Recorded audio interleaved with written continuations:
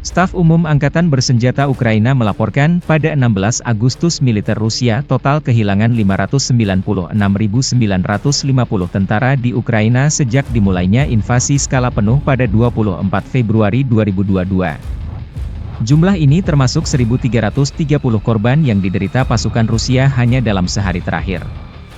Menurut laporan tersebut, pasukan Vladimir Putin juga total kehilangan 8.496 tank, 16.461 kendaraan tempur lapis baja, 22.848 kendaraan dan tangki bahan bakar, 16.927 sistem artileri, 1.159 sistem roket peluncur ganda, 922 sistem pertahanan udara, 367 pesawat terbang, 328 helikopter, 13.659 pesawat tanpa awak,